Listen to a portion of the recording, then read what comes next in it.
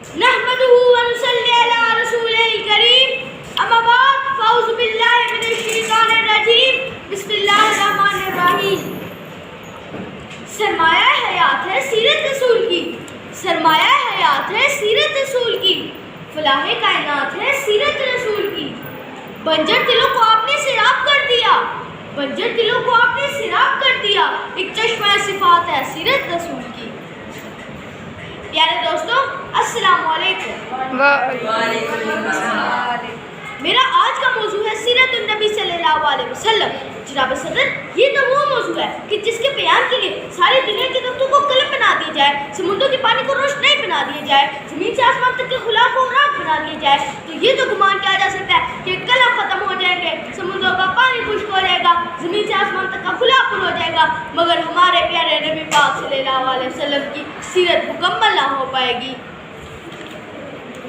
زندگیاں بیت گئیں اور قلم ٹوٹ گئے، زندگیاں بیت گئیں اور قلم ٹوٹ گئے، تیرے اصحاب کا ایک باپ بھی پورا نہ ہو سکا تھا.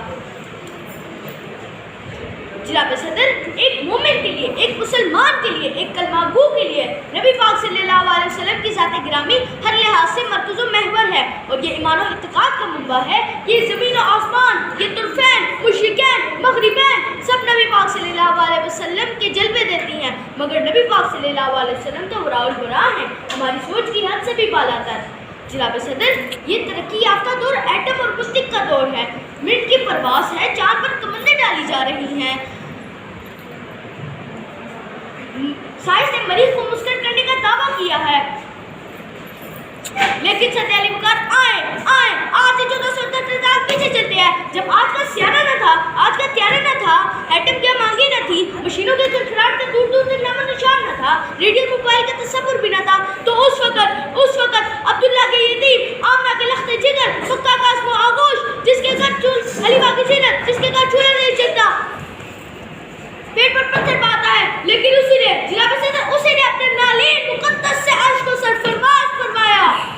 حضور آئے تو سر آفرینش پا گئی دنیا، حضور آئے تو سر آفرینش پا گئی دنیا، اندھیروں سے نکل کر روشنی میں آ گئی دنیا. سوتے ذہنوں کا زنگ اترا، سوتے ذہنوں کا زنگ اترا، تجھے چہروں پر نور آیا. حضور آئے تو انسانوں کو جینے کا شعور آیا. سلام آمنہ کے لال اے محبوب سبحانی، سلام